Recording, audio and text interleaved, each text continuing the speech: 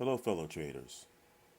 Today is the first of many videos where I'm going to go into a comprehensive approach to how to find profits in the markets by me, a pajama trader. Before we get started, I got to emphasize that I'm not a licensed professional, and any information provided is for the general education and entertainment purposes. And the content that I share is not to be taken as stock advice or financial advice. Any new trader should always seek advice from qualified professionals and financial advisors. Always do thorough research before making any investment decisions. And remember, trading involves a lot of risk, and past performance is not indicative of future results. Happy learning. Trade responsibly. How did I get here? I started off, I got a degree in business, worked in a manufacturing for a little while, worked in sales, worked in real estate, residential and commercial. And at the time, the markets were kind of unstable, didn't like the job transitions, so I decided to take my money and hit the markets.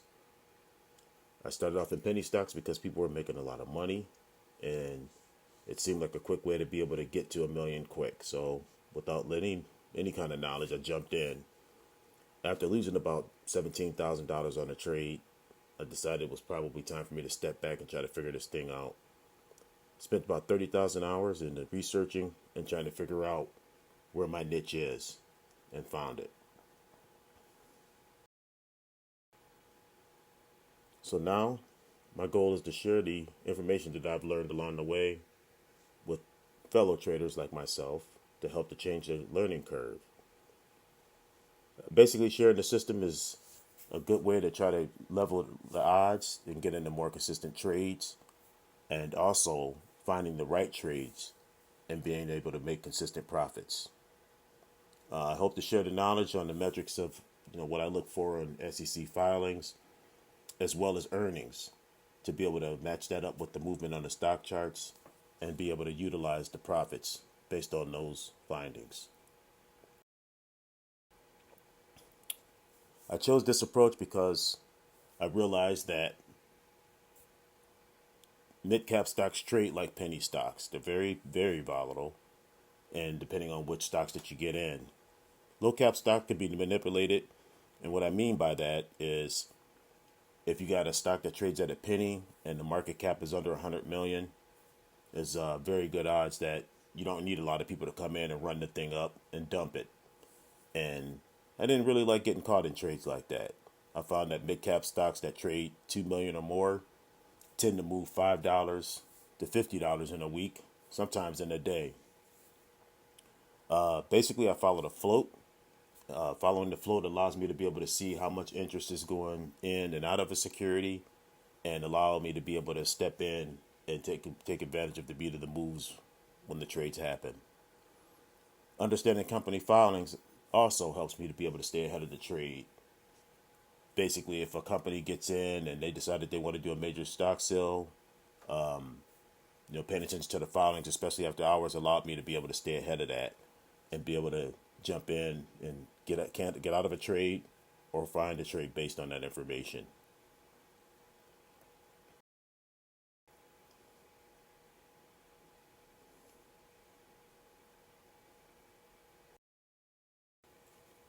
Here's a deeper example into the thesis. If you can see with the number one volume, or the number one bubble where you have the volume at, and then you look at the number four bubble where it shows where the stock is at that 400% level. At the 100% level, where you see the number six bubble, that's the volume. That's the normal volume. And then when you look at where the stock is in relation to that, it's around the $3 mark. So that tells me at 100%, it only trades $3. Anything beyond that is overextended. But at the most part, you can probably get up to about the $9 point based on the volume at its max level that you can see at the number two bubble, indicating where the volume is. And this is basically how I'm able to jump in and out by looking for these particular signs in the stock movements. SEC filings, and what are they? You have the 10K, 10Q, 8K proxy statement, Forms 3, 4, and 5, Schedule 13D, and also the 144. All of these forms are very important, but the forms that I tend to pay most attention to is the 10K, the earnings, the 10Q, and Form 8K, and Forms 3, 4, and 5, and also Form 144. But the most important ones are usually the 10K and the 8K, because the 10Ks, 10Qs are the earnings, and you can find out how well the company's doing financially. Whereas the 8K, any company events, any stock sell-offs are typically found in that.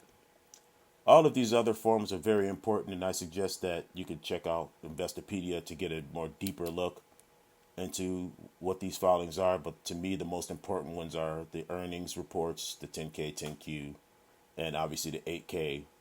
And proxy statements are also important because it talks about the forward statements with the company, and those are things that you should also pay attention to when you're looking at these filings. And basically, matching this up will help you be able to know if you're in a valuable security or not.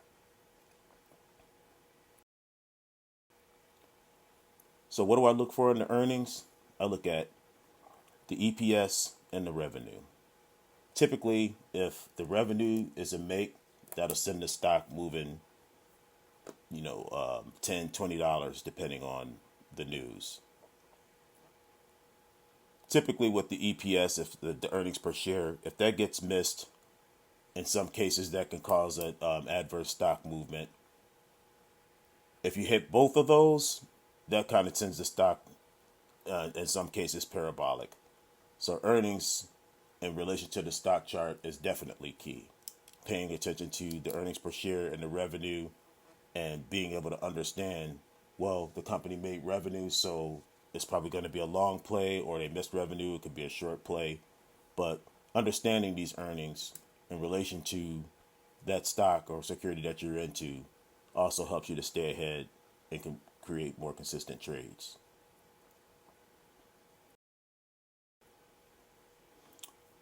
Other financials that I look for in a company: cash on hand, free cash flow, debt, and revenue that I mentioned earlier. Cash on hand, to me, if the company closes down today, how much money will it take to keep the company going? Free cash flow is kind of the same thing.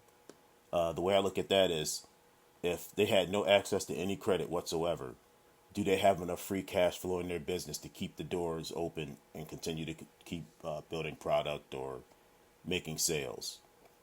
And obviously, debt is most important, because if they have more debt than revenue, the company's not going to be around very long. Revenue is obviously the one thing that everybody wants to see. Is the company profitable? Those are key metrics that I tend to look for also. Here's a quick look of how things have gone out into different stocks. I've picked over 1,500 or more to date with over a 50% accuracy. I generate watch lists every day based on a lot of the plays that I find.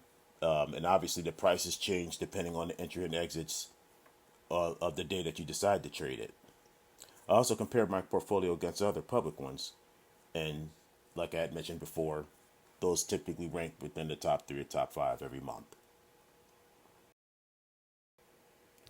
Other things that I'll consider when making plays: I'll look at how the company performed over the past years, typically 3 to 5 years. I also look at the volume, pre-market, post-market, and try to get an idea of how it's going to trade throughout the day. Obviously, I can't figure it out to a certainty, but understanding the volume and the average volume helps me to get a better idea of where the stock is going or how it's going to move that day. Other considerations and tools I'll use is Yahoo Finance. It also helps me to get a better look at the stock financials. I use Excel spreadsheets to track my trades. I also use Excel spreadsheets to I have a list of value companies that I look at and helps me to be able to understand the metrics of the company and even newer companies and finding the diamond in the rough where, because a lot of times the market, if there's a great company out there and the market doesn't like it, it may not trade well. But understanding the value in these companies and keeping them on watch will help you stay ahead of the news. Other parts that I'll consider as far as research is just always reading and staying on top of the news. So what have I learned on this journey? I learned how to understand the stock charts better to be able to create more consistent trades. And I also learned how to understand the news and the filings to make me a better trader and not get into bad trades and bad stocks. Basically, this has come together and helped me to be able to create consistent profits and to be able to take care of the life things that people like to do. Staying in tune with the markets is also key. Understanding the news, understanding what to do with that news, and also understanding how to find profitable companies. These are things that's going to keep you sustainable as a trader going down the line. Resources. Gorilla Terminal is what I use for my resource. Basically, for any research, it's a one-stop shop. If you want to find out news, financials, even Twitter feeds, it's a great tool to use. Investopedia is also great for research. If you want to find out anything any market jargon you're not sure of, Investopedia is a great resource to go to. Twitter, also a nice resource to use to stay ahead of the news, but it's only as good as the people you follow. If you're following, great financial minds, you're probably going to do well. But if you're following a bunch of media pundits, it's probably not going to get you paid. Trading platforms I'll use, TD Ameritrade is the go-to, but I also use Webull and Robinhood also, except it's not great for back testing. And AI Invest is also a new platform that I've been dabbling around with. It's also great for market research, staying on top of the filings. And there's a few others out there, but I would suggest that, you research them and paper trade with them before, making a huge commitment with them. Things going forward. Like I mentioned in the beginning of this video, that this is going to be the first of many. This trading journey was pretty educational, and I look to share that with a lot of new traders and hoping to shorten their learning curve in their trading journey. If you found any of this information useful and you'd like to get more information like this, like, share, subscribe. And also thank you for giving us a view. It really helps. And please, again, share so that we can get a lot of this good information out to folks. Last but not least, master your craft. Always continue to trade. Always try to research. Always stay on top of the news. Always continue to try to become a better trader.